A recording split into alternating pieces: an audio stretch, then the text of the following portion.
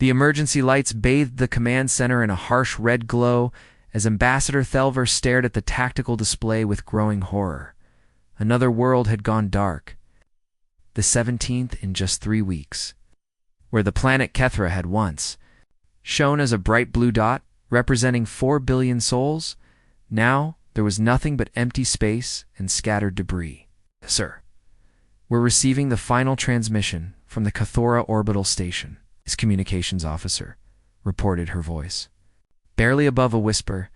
The recording crackled with static and desperate voices speaking in the musical language of the Kethari people. This is Station Commander Velthera. The harvesters have reached the surface. They're not just taking our resources, they're taking everything. The oceans are being drained. The atmosphere is being stripped away. We estimate complete planetary consumption within 6 hours. Tell our families on the outer colonies that we fought to the end. Tell them to run. The screech of metal being torn apart. Thelver closed his eyes, feeling the weight of billions of lives lost pressing down on his shoulders. As the chief ambassador of the Zentari Collective, he had spent his entire career believing that diplomacy and peaceful negotiation could solve any problem. But the harvesters didn't negotiate. They didn't communicate. They simply consumed. Many ships did we lose trying to defend Kethra? He asked quietly. 47 vessels, sir. The Cathari Defense Fleet, plus the reinforcements from the Valerian Navy and our own rapid response group. The tactical officers' antennae drooped with exhaustion. The harvesters adapted to our weapons within minutes. By the end of the engagement, our plasma cannons were barely scratching their holes.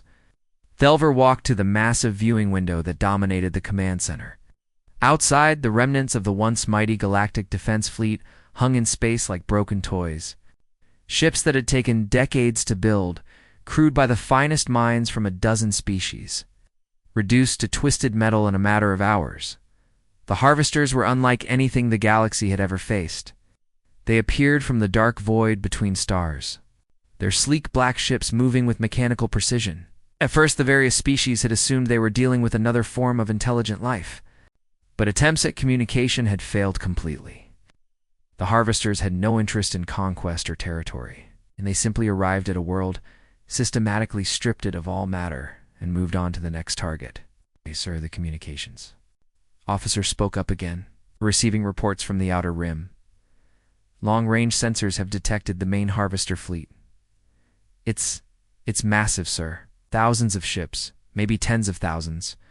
Thelver felt his heart skip a beat. The attack so far had been carried out by what they now realized were merely scouting forces. If the main fleet was that large, then every inhabited world in the galaxy was doomed. How long until they reached the core systems? He asked. At their current rate of advancement, perhaps 2 months? Maybe less if they continue to accelerate their consumption rate? 2 months. Thelver tried to imagine explaining to the Galactic Council that their entire civilization had less than 2 months to live. The proud Zentar, the ancient Valerians, the wise Cathari, all of them would be nothing but space dust, unless something changed, sir. There is one option we haven't considered, his aide said hesitantly. The emergency protocols allow for contact with quarantined species in case of existential threat to galactic civilization. Thelver turned to look at the young. Officer, you're talking about the Sol System, yes, sir? The humans? The word hung in the air like a curse. 30 years ago, humanity had been discovered by a routine exploration mission. The first contact had gone well initially. The humans seemed intelligent, curious, and eager to join the galactic community. But as the months passed, disturbing reports had begun to filter back to the Galactic Council. The humans came from what they called Earth, but what the galactic community had quickly labeled a death world. It was a planet where evolution had created the most aggressive and adaptable species anyone had ever encountered. While other intelligent races had evolved in peaceful environments, humans had clawed their way to the top of a food chain filled with predators. Their culture reflected this violent origin. They had concepts like war and combat sports that other species found disturbing. Their entertainment was filled with stories of conflict and struggle. Most troubling of all, they seemed to view impossible odds not as reasons to surrender, but as challenges to overcome. The Galactic Council had tried to integrate them slowly, But every interaction had reinforced the same conclusion. Humans were simply too dangerous, too unpredictable, too violent for civilized space. The decision had been made to quarantine the Sol system and classify humanity as unsuitable for galactic society. They rejected our offer of membership, Thelver said. They chose isolation over integration. We respect, sir. We rejected them first. We told them they were too aggressive, too militaristic for our peaceful society. The aide's voice grew stronger. But maybe that's exactly what we need now. Thelver looked back at the tactical display, watching as another red warning light began to flash. The harvesters had reached the Voss system. In a few hours, another world would be nothing but empty space. He walked to the communication console and placed his hand on the emergency transmission controls. The protocols were clear. In the event of species-wide extinction, all options were to be considered. Open a channel to the Sol system, he ordered. Communications specialist Lee Minho was halfway through his third cup of coffee when his monitoring station erupted in a cascade of warning lights. Deep within the Lunar Defense Station, a massive array of sensors that had been quietly listening to galactic radio chatter for 30 years suddenly came alive with an incoming transmission. What the hell? Minho muttered, adjusting his headset as strange alien voices filled his ears. The universal translator software, dormant for decades, struggled to process the desperate message streaming in from deep space. The translation appeared on his screen. In broken fragments, emergency. 17 worlds. Mechanical invaders. Request assistance. Sol system. ... Humanity. Minho's hands froze over his keyboard. In 30 years of monitoring, they had received exactly 0 direct communications from alien species. The last contact had been the formal notice of humanity's rejection from the Galactic Council, delivered with cold diplomatic language that still stung. Sergeant Kim? Minho called across the communication center. You need to see this, right? Now, Sergeant Kim Doyon hurried over, his combat boots echoing in the sterile corridors. The lunar facility had been built for war, not diplomacy. Its thick walls and defensive systems a testament to humanity's paranoid nature. After being labeled as too dangerous for galactic society, Earth's leaders had decided that if the galaxy wanted them isolated, they would be ready for anything. Is that what I think it is? Kim asked, reading over the translated message. Direct transmission from the Zentari Collective? They're asking for our help. Minho pulled up the complete message, watching as the computer slowly processed the alien language. Something about mechanical invaders called harvesters. They've lost 17 worlds. Kim whistled low. 17 worlds, that's billions of people. The two men stared at the screen in silence. The species that had rejected humanity, as too violent, were now begging for their help. There was a bitter irony in it that wasn't lost on either of them. Get this to Admiral Park immediately, Kim ordered. And wake up the translation team. We need to understand every word of this message. Within an hour, the transmission had reached the highest levels of human command. Admiral Pak Ji-woo stood in the war room beneath the Swiss Alps, surrounded by holographic displays showing the positions of Earth's hidden fleet. For 30 years, humanity had been building in secret, preparing for the day when their isolation might end violently. Play it again, she ordered.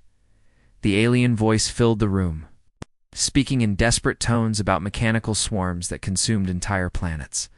The translation software had improved with each replay, filling in gaps and providing context. The picture it painted was terrifying.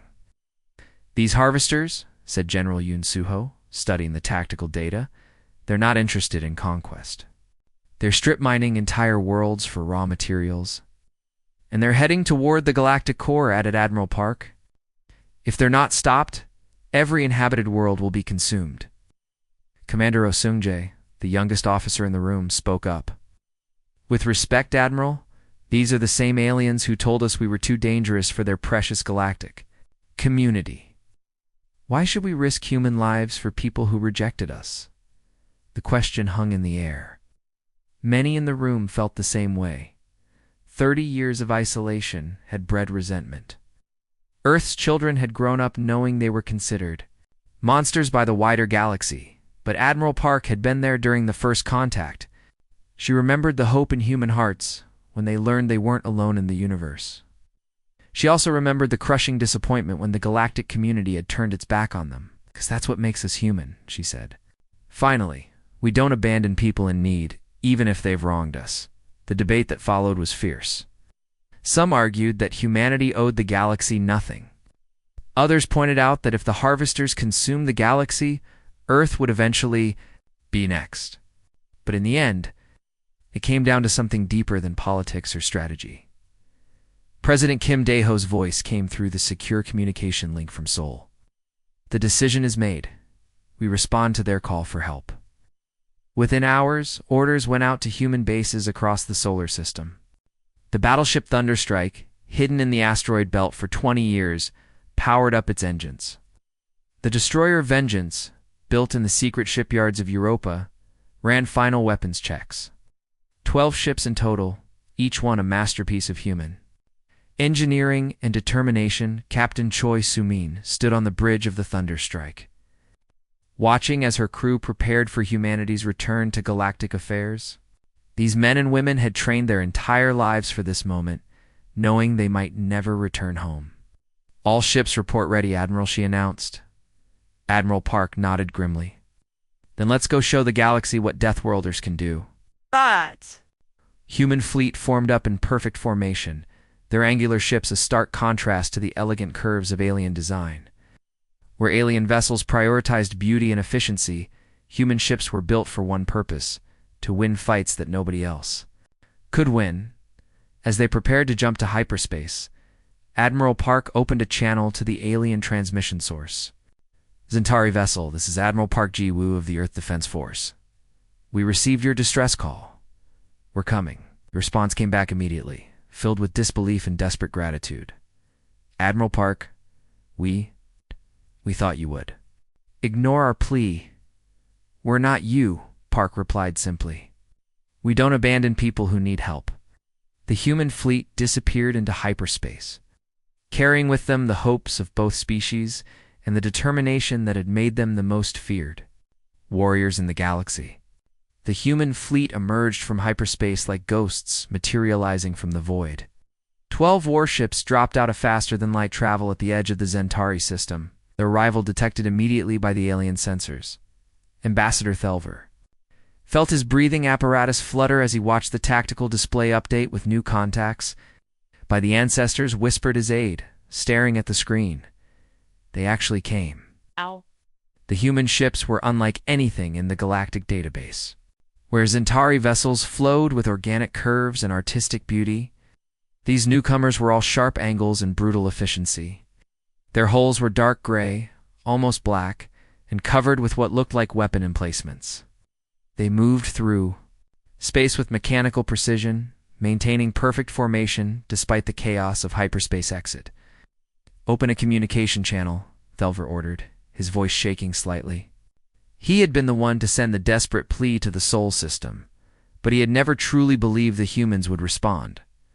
After 30 years of isolation, after being rejected by the galactic community, why would they come to help?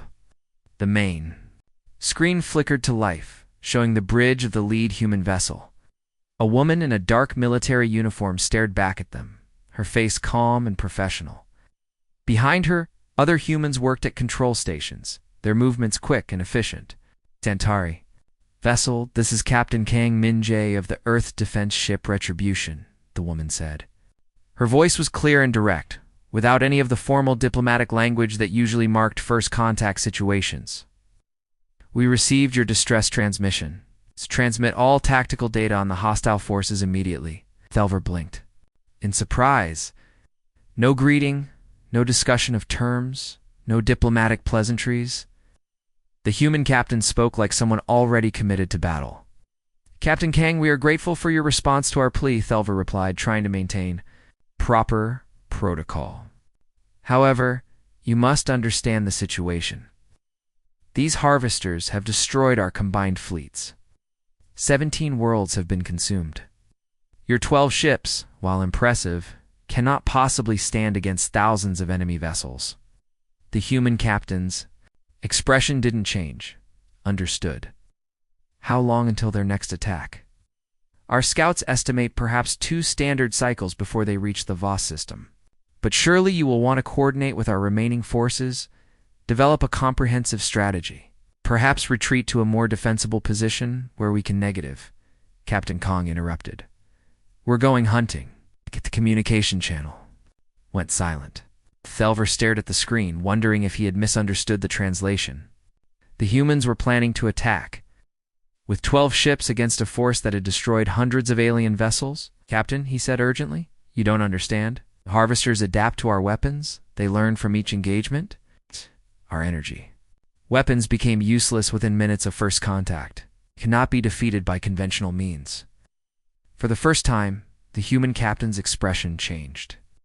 A slight smile crossed her face, and Thelver felt a chill run down his spine. It was not a pleasant smile. Captain, she said, turning to address someone off-screen, did you hear that? They adapt to energy weapons? Confirmed, Captain, came a male voice from the human bridge. Poor mechanical bastards have no idea what's coming. The communication channel closed abruptly, leaving Thelver staring at a blank screen. Around him, his bridge crew exchanged worried glances. The humans had seemed almost excited by the news that the harvesters were adaptive. Sir, his tactical officer spoke. Up. The human fleet is moving. They're heading directly toward the last known harvester position. Thelver watched the display as the 12 human ships accelerated away from the Zintari vessels. Their movement was nothing like the graceful, energy-efficient travel of galactic ships. These vessels burned through space with raw power. There. Engines leaving trails of superheated plasma? Follow them, he ordered. But maintain a safe distance. The Zantari command ships struggled to keep up with the human fleet. Where alien vessels relied on careful energy management and efficient propulsion, the human ships seemed to have unlimited power. They moved through space like predators closing in on prey. Sir, we're receiving a transmission from the humans. The communications officer reported, requesting detailed scans of harvester hull composition, weapon systems, and tactical behavior patterns. Send them everything we have, Thelver replied immediately. Every scan, every battle recording, every piece of data we've collected. As the information flowed between the ships, Thelver began to understand something disturbing about their human allies. They weren't studying the harvester data to find weaknesses or develop defensive strategies. They were learning how to kill, more efficiently. Captain Kong, he called over the communication channel, the harvesters will detect your approach within hours. They have superior numbers and adaptive technology. Perhaps we should, Ambassador, the human captain interrupted. How long has your species been spacefaring? The question caught Thelver off guard. Nearly 10,000 years. We achieved interstellar flight long before most current galactic species. And in those 10,000 years, have you ever fought a war? Thelver paused. The Zantari had conflicts, of course, but they were resolved through negotiation and diplomatic pressure. Actual warfare had been extinct for millennia. We are a peaceful species, Captain. We resolve disputes through dialogue and compromise. We're not, Captain Kong replied simply. We've been fighting wars for our entire existence. We've perfected the art of killing things that don't want to die. Harvesters are about to learn why the galaxy called us too dangerous. The human ships disappeared from sensors as they activated some kind of stealth system. Thelver was left staring at empty space, wondering if he had just witnessed salvation or invited an even greater threat into the galaxy, the Battle of Nexus. Point began exactly 12 hours after the human fleet went dark. Commander Song Yeji watched from the bridge of the destroyer Vengeance as her sensors picked up the massive harvester formation moving through the asteroid field like a mechanical tide. 300 ships, in perfect formation, their black holes gleaming under the distant star's light. Contact Admiral Park, she ordered her communications officer. Tell her we have visual confirmation. The mechanical bastards are right where we expected them. The harvester fleet moved with eerie precision, each ship maintaining exact distance from its neighbors. They had learned from their encounters with galactic forces, adapting their formations to counter energy weapon attacks. Their hulls now rippled with adaptive armor that could disperse plasma, blasts, and redirect laser fire.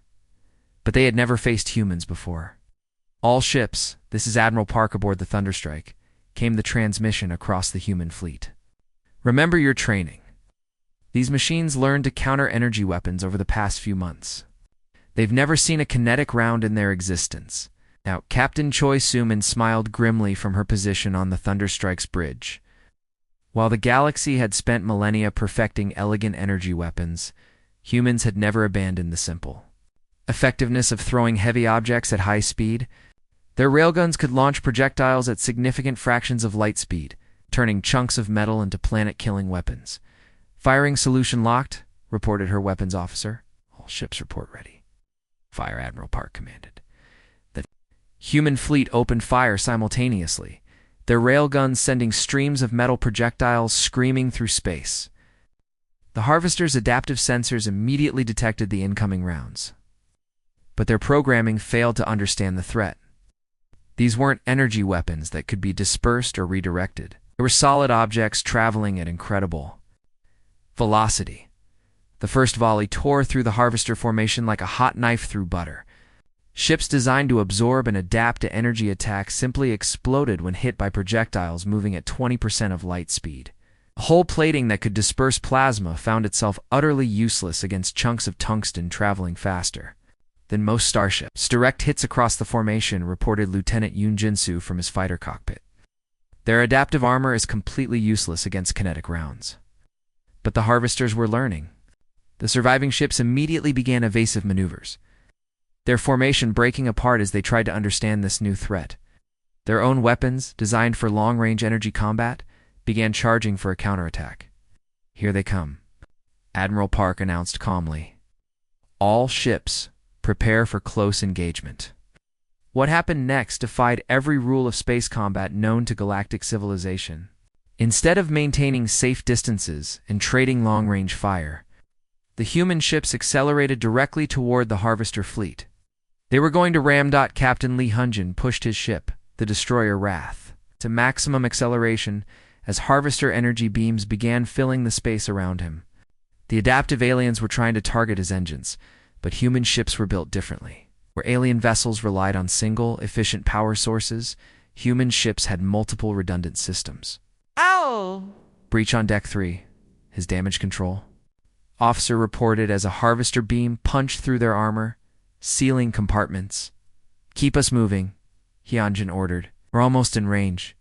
The Wrath slammed into a Harvester cruiser at full speed, the impact sending both ships spinning through space. But while the elegant alien vessel crumpled like paper, the human destroyer's reinforced hull held together. Human ships were built for war, designed to take damage and keep fighting. "Boarding teams go," Hunjin commanded. Across the battlefield, similar scenes played out as human marines launched themselves from airlocks, using magnetic grapples to attach to Harvester hulls. The mechanical aliens had never faced boarding actions before. Their ship designs included no internal defenses against hostile boarders. Commander Zhang Yeji led her team through the corridors of a Harvester mothership, her assault rifle cutting down mechanical defenders with explosive rounds. The ship's interior was a maze of processing machinery and computer cores, all designed for efficiency rather than defense. "Charges set on the main reactor," reported her demolition specialist. "We need to extract in 3 minutes." But Zhang had spotted something else, a massive data core that seemed to be coordinating the entire Harvester fleet. If they could capture it intact, humanity might learn how to track down the main invasion force. "Change of plans," she announced. "Secure that data core. We're taking it with us." The fighting was brutal, but brief. The Harvesters had adapted to counter energy weapons and long-range tactics, but they had no response to humans fighting in close quarters with explosive projectiles and breaching charges. Their mechanical logic could not process opponents who seemed to enjoy dangerous situations. "All teams, extract now," Song ordered as her demolitions charges reached 0. The Harvester mothership died in a bloom of nuclear fire, its destruction sending cascading failures through the mechanical fleet. Within 6 hours, the unstoppable Harvester force had been reduced to drifting wreckage. Not a single human ship had been lost, though many bore scars from the close-range fighting. All ships, report status, Admiral Park commanded. Thunderstrike operational, came Captain Choi's voice. Vengeance, ready for more, reported Commander. Song, wrath battered, but still angry, added Captain Lee. One by one, the human ships checked in. They had done the impossible, defeated a force that had destroyed dozens of galactic fleets. And they had done it using weapons and tactics that the rest of the galaxy considered primitive. Admiral, came a transmission from the watching Zintar. Vessel, how did you know their adaptive systems couldn't handle kinetic weapons? Admiral Park's reply was simple. Because we never stopped being killers. 3 months after the Battle of Nexus Point, Ambassador Thelver stood in the Great Assembly Hall of the Galactic Council, watching history unfold before his eyes. The massive chamber, carved from a single crystal formation on the neutral world of Harmony, had witnessed countless diplomatic ceremonies over the centuries, but none quite like this one. Admiral Park Ji-woo walked slowly down the central aisle, flanked by Captain Choi, Sumin, and Commander Song Yeji. Their dark blue uniforms stood out starkly against the flowing robes and elegant garments of the alien delegates. Where other species moved with grace and ceremony, the humans moved with purpose and barely contained energy. The Galactic Council formally recognizes the contribution of humanity to the preservation of galactic civilization, Thelver announced, his voice carrying across the vast chamber. By unanimous vote, we offer full membership and the title of Guardians of the Rim. The applause was thunderous, coming from representatives of dozens of species. Same beings who had once voted to quarantine humanity as too dangerous were now celebrating them as saviors. The irony was not lost on anyone present, but Admiral Park's expression remained serious as she approached the central podium. The data core recovered from the Harvester mothership had revealed disturbing information that weighed heavily on her mind. Honored delegates, she began, her voice cutting through the celebration. We appreciate this recognition, but we must discuss the real threat we're facing. The applause died away as Park activated a holographic display above the assembly. The image showed deep space, seemingly empty except for tiny dots of light scattered across the darkness. The harvesters we destroyed were a scouting force, Park continued. Our analysis of their command systems reveals the location of the main invasion fleet. The display zoomed in on the dots of light, revealing them to be massive mechanical structures. Not ships, but entire mobile factories capable of consuming star systems and converting the matter into more harvesters. 1,700 factory ships, Park said quietly. Each one capable of producing thousands of smaller vessels. They're currently positioned in the void between galaxies, but they're moving toward us. A wave of terrified whispers swept through the assembly. Delegate after delegate stood to ask questions, their voices rising in panic. How long until arrival? Could the fleet be stopped? Should they evacuate core worlds? Captain Choi stepped forward, her hand resting casually on her sidearm. The gesture was subtle, but every being in the chamber noticed it. Humans carried weapons even in diplomatic settings, a reminder of their dangerous nature. The main fleet will arrive in approximately 18 months, Choi announced. That gives us time to prepare, but only if we work together. Work together how? Demanded Senator Velthara of the Valerian Republic. Our combined fleets couldn't stop a single scouting force. What hope do we have against 1,700 factory ships? Commander Song moved to the display controls, bringing up new images. These showed human shipyards in the asteroid belt, massive construction facilities that had been hidden for 30 years. Human industrial capacity, Song explained. For 3 decades, we've been building ships and weapons in secret. We have the infrastructure to arm the galaxy, but we'll need your resources and technology. The chamber erupted into debate. Some delegates argued that humanity was trying to militarize the peaceful galactic community. Others pointed out that peaceful communities didn't survive mechanical invasions. You're asking us to become like you? Accused Counselor Zephron of the Ethereal Collective. To abandon our principles and embrace warfare. Admiral Park's reply was blunt. I'm asking you to survive. The debate continued for hours, but gradually the reality of the situation became Clear. The galaxy faced extinction, and humanity offered the only viable defense. Species that had spent millennia avoiding conflict would have to learn to fight. Over the following weeks, the transformation began.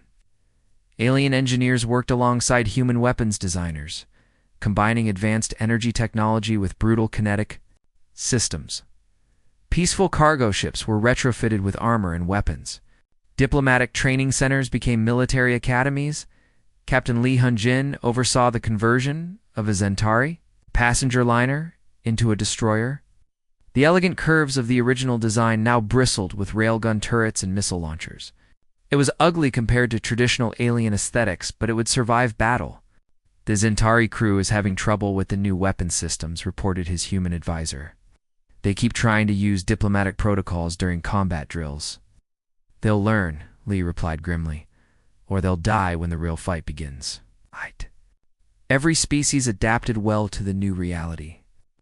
The ethereal collective withdrew from the alliance, declaring that they would rather face extinction than compromise their peaceful nature.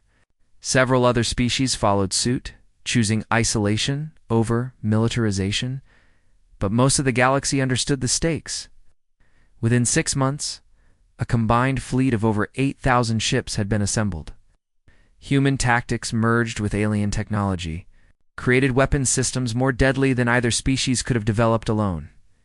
Admiral Park stood on the bridge of the new flagship Unity, watching as the mixed fleet conducted training exercises.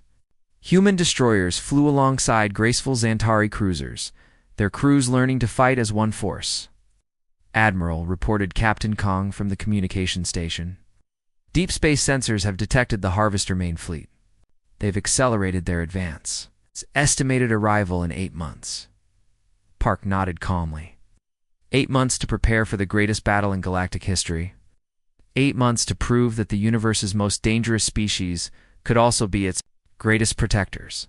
Send word to all fleet commanders, she ordered. The real war is about to begin.